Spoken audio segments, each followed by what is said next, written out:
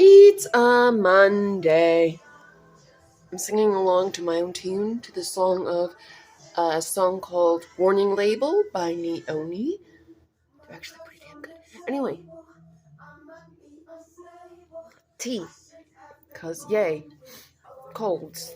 Anyway, we are on the final chapter of book number 2 of Reaper Adventures, which is Reaper Adventures Imprisonment. And we're on the final chapter, which is chapter 11. So, wow. Damn. Anyway, wow. Don't bring your kids. Don't bring your kids. Serious. Because it's not kid friendly. I mean, it's not like there's sex scenes or curse words or anything like that. It's just, there's one or more scenes of torture, slaughter of angels by other angels, which I think was that was in the last chapter. The meeting of war, famine, and pestilence. Did I mention that there's mentions of violence too? Because I think I said there was one or more scenes of violence. Torture, yeah. And there's also the escape from Eden's prison, which was last chapter. Anyway, yeah. So we're on the final chapter of Reaper Adventures Imprisonment. And then next Monday we will be moving on to book number 3. Oh my god, my fucking boogies. Anyway. I almost forgot. What? You sent me a song. Yes, I did. You do realize I'm recording right now, right? Oh, I'm sorry. No, it's okay. It's okay. I already gave the disclaimer. We're all good. Okay. You ain't slick. I know. Aww. I love little good bears. Crazy guy. Love him to death. Anyway, we're on chapter 11, so let's continue. Chapter 11. Get off, the demon told the 3 horsemen who had landed on top of him. The 3 horsemen slowly got off of the demon, brushing sand off of their armor as the demon got up, allowing the somehow still conscious Nephilim to get up and breathe. Congratulations, Nephilim. We're at the playground, the demon said, trying and failing to get the sand out of his hair. He looked at the demon to see that he had sunk back to his knees and hands and knees, right? Switch the knees and the hands. Hands and knees, gasping for air in pained gulps. Nephilim? The demon questioned with confusion. Okay, the Nephilim said, his voice a whimper as the sensation of red-hot pokers carving his bones into nothing but agonizing fire continued. That's gotta actually be extremely painful. Now that I read it out loud, I didn't realize how painful I made that sound. I call bull, the demon stated, and grew slightly concerned when the Nephilim curled himself into a tight ball, taking sharp breaths through gritted teeth, his eyes squeezed shut with tears flowing from them. The demon noticed golden spiritual energy slowly emerging on the Nephilim's skin, carving Enochian symbols not only on the Nephilim's skin, but into his bones and muscles as well. Oh, vengeance. Okay. Same artist as before, just different song. Anyway. The demon suddenly felt relief that no one was at the playground right now, and let the Nephilim squeeze his reluctantly offered hand in a near bone-breaking grip. I could just imagine that, like... Eventually, the Nephilim's grip loosened, and the whimpers faded to ragged gasps. Slowly, the Nephilim let go of the demon's hand after he had regained his breath.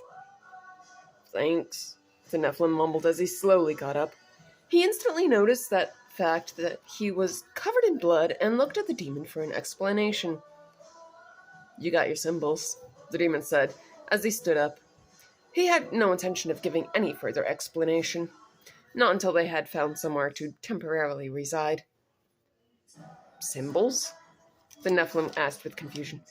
I'll explain more later, the demon sighed, and then looked at the building when a bell sounded.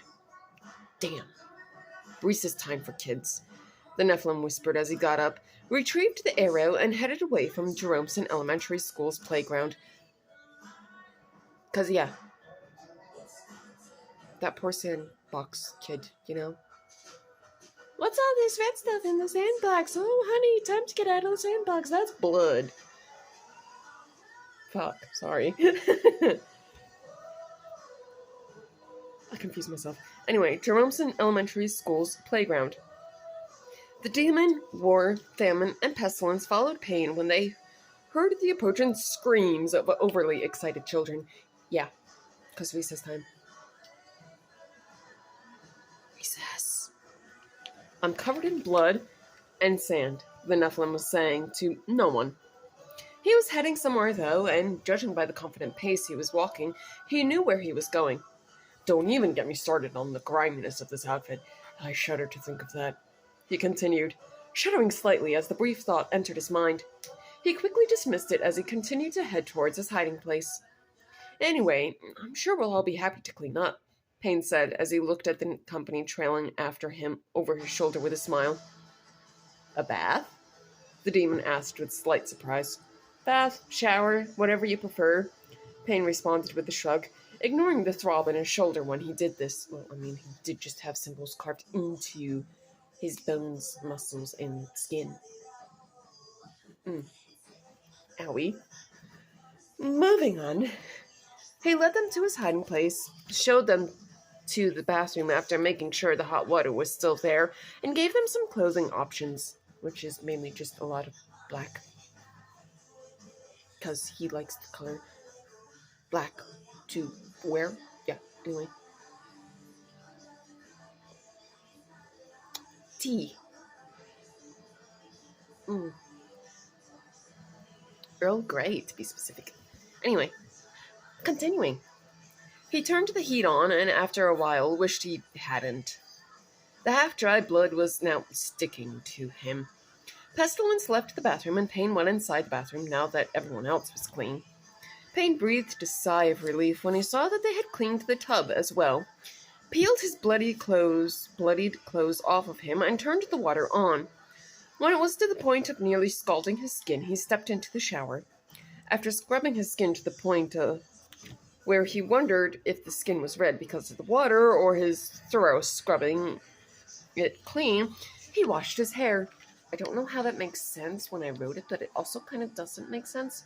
Like, he's scrubbing his skin to the point where he can't tell if it's the scalding water or, in fact, he's scrubbing his skin to the point of being really, really clean. Okay, I thought of the way to explain that. Moving on. Continuing. I washed his hair. After he was clean of both blood and sand, along with grime he hadn't thought possible, he put on his clean outfit, staring at the filthy outfit that could stand on its own with a frown.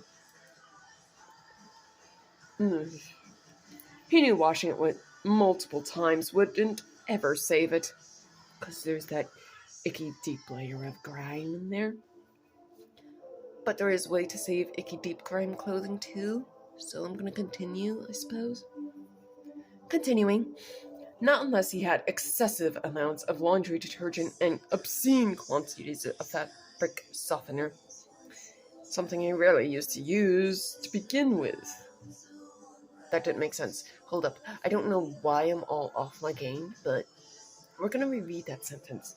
Fabric softener wasn't something he used to begin with. Very often. Okay. Yeah. I guess I'll need new boots. Payne sighed as he settled on attempting to save the disgustingly filthy outfit. He picked up the grimy outfit, put it in the somehow still operating washing machine, put in both laundry detergent and fabric softener, and began the load of clothes that had accumulated and had remained untouched in his absence. Yeah, anyway. What is this place? The demon's voice asked behind Payne, making Payne jump and whirl around, his purple eyes wide with fear and surprise. Payne's eyes became normal in size when he realized it was just the demon. It's my hideout, Payne replied with a somewhat shaky smile. I didn't know you had a hideout, the demon commented in a mumble as he looked around the small laundry room. What the fudge is up with my words today? I don't know. It's annoying, but continuing. To be fair, you never asked. Pain countered. The demon glanced at the Nephilim and reluctantly admitted that he had a point. So, what are symbols? Pain inquired after a long, somewhat awkward silence. You don't know? The demon asked with mild surprise. He hadn't really expected the Nephilim to know, but he also hadn't expected the Nephilim to have absolutely no idea what symbols were. No, Pain cautiously answered. The demon stared at Pain. Pain refused to look away, though he wanted to turn his attention elsewhere. The demon reached for Pain, and Pain couldn't help but flinch. The demon raised an eyebrow and took Pain's hand, showing Pain symbols carved on his skin. That's a symbol. Ancient Nephilim were born with them, allowing them to pass into different realms and have no tolls taken on their bodies. It's not just on your skin, but carved into your muscles and bones. The demon explained when Pain looked at his hand. Pain stared at the Enochian symbols on his hand with an unreadable expression. May I have my hand back? Pain asked quietly. The demon released Pain's hand and realized that the Nephilim needed some time to himself. He gave a polite dip of his head and left the laundry room. Pain studied his hands. Wow, my words are really fucked up today. Studied his hands and slowly lifted his sleeve to see more Enochian symbols, all of them glowing a faint gold.